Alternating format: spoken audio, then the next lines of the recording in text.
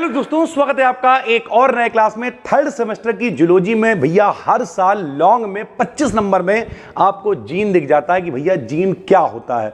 तो ये वाला टॉपिक बहुत इंपॉर्टेंट है। तो ये आप यूट्यूब पर भी देख रहे होगे और जो लोग कोर्स में भी देख रहे हो, यहाँ पर आज 3-4 वीडियोस हम ऐड करने वाले हैं।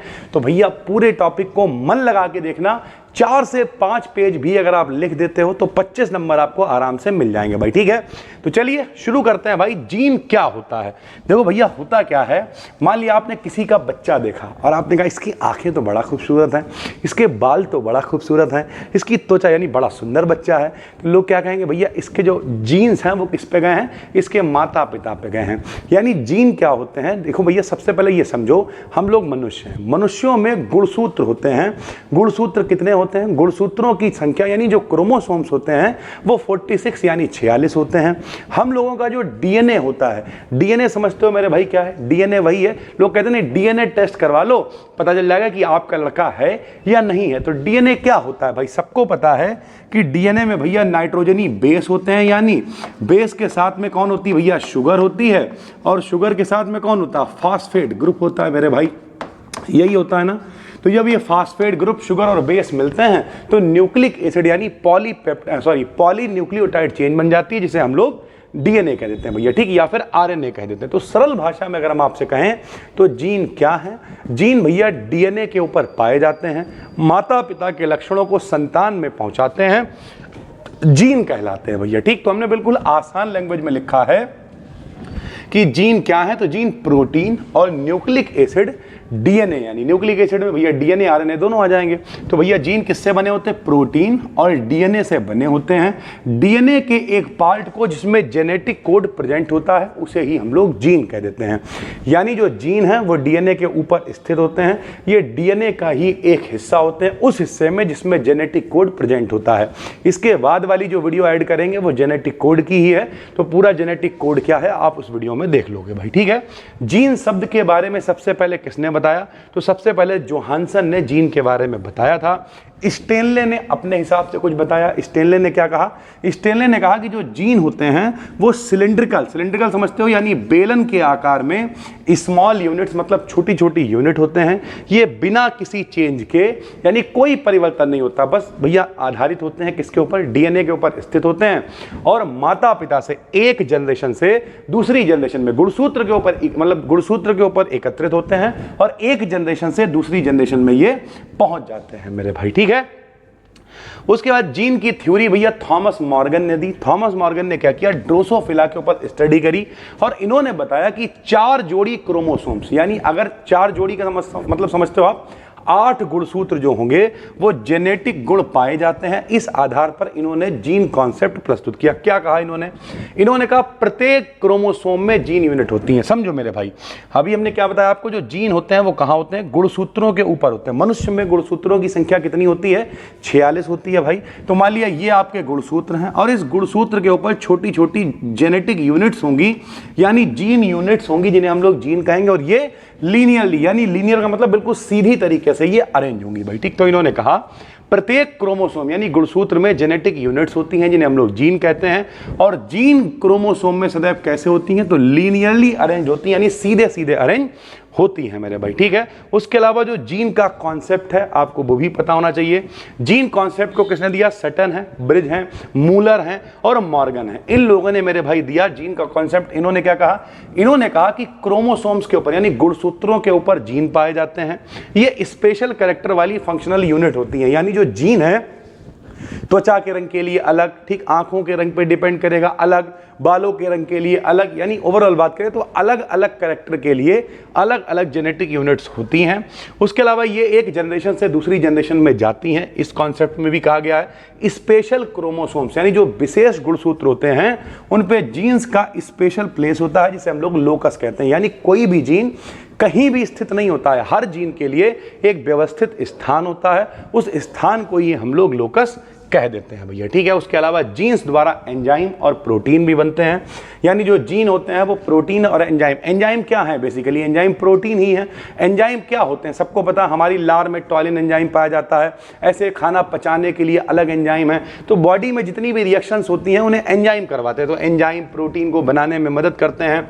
कोई भी गुणसूत्र हो उसमें जो जीन्स होते हैं लीनियरली यानी बिल्कुल सीधे सीधे अरेंज होते हैं। सेल्फ कॉपिंग, अपने जैसे और जीन्स को ये बना सकते हैं, यानी अपने आप को कॉपी कर सकते हैं, अपनी रेप्लिका बना सकते हैं। इनमें म्यूटेशन पाया जाता है। म्यूटेशन का मतलब होता है उत्परिवर्तन। जैसे मान लिया वातावरण चेंज हो गया या कोई अचानक से समस्या आई तो जीन में गड़बड़ी हो जाएगी, और जीन में गड़बड़ी से क्या होगा? पूरी बॉडी का स्ट्रक्चर गड़बड़ हो सकता है, गुणसूत्रों में समस्या हो सकती है। तो फिर हम लोग क्या करते हैं? जेनेटिक इंजीनियरिंग के जरिए उसे ठीक कर लेते हैं। जेनेटिक इंजीनियरिंग क्या करती है? जो जीन में गड़बड़ी है उसे निकाल लेती है, और जो डिजायरेबल जीन है, जो लक्षण हमें चाहिए होता है स्पीशीज के अंदर, बॉडी के अंदर, उस दूसरी हम लोग लेके आते हैं और उसे हम लोग उसमें इंसर्ट कर देते हैं भाई, ठीक है। तो इसमें म्यूटेशन यानी उत्परिवर्तन यानी कोई भी चेंजेस आ सकते हैं। केमिकल कंपोजिशन की अगर हम लोग बात करें तो अभी हमने आपको बताया कि भैया जीन का खेल क्या है। जीन डीएनए का ही पार्ट है।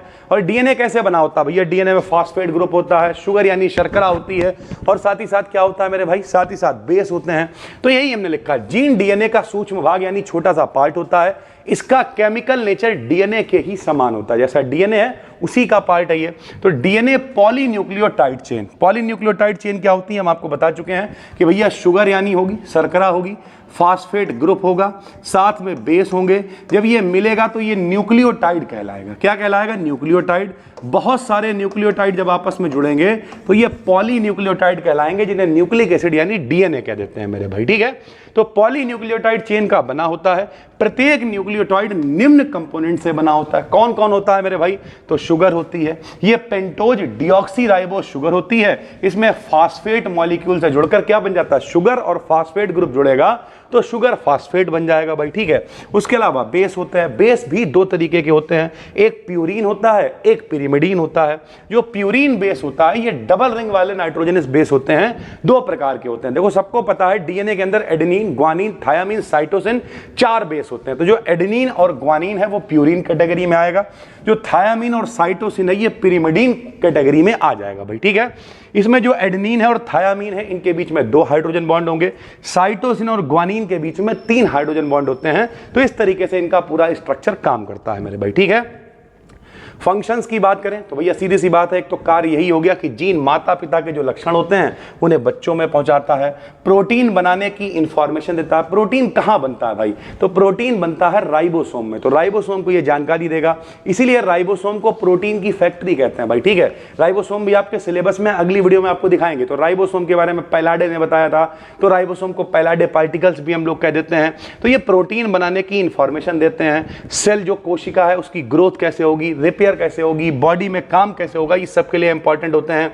बहुत से जीन जो एंजाइम बन रहे हैं हमारी बॉडी के अंदर अलग अलग, उन्हें बनाने की इंफॉर्मेशन देते हैं। एंजाइम बॉडी की जो केमिकल रिएक्शंस है उन्हें तेज कर देते हैं, चाहे वो पाचन हो, चाहे वो ग्लूकोज को ग्लाइकोजन में बदलना हो, हमारी लार में एंजाइम हो, सब में मेरे भाई इंपॉर्टेंट रोल प्ले करते हैं।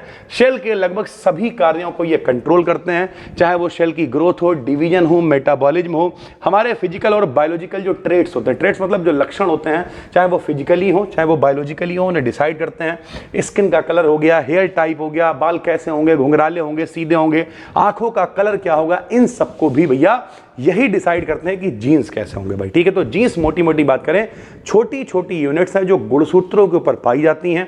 मम्मी पापा से हम लोगों को गुणसूत्र मिलते हैं, 23 उनसे मिले, 23 उनसे मिले, 44 जोड़ी ऑटोसोम कहलाते हैं, 2 लिंग गुणसूत्र होते हैं, सभी को पता है। उन्हीं के ऊपर जीन होते हैं और जीन माता पिता से एज इट इज हम लोगों को मिल जाते हैं।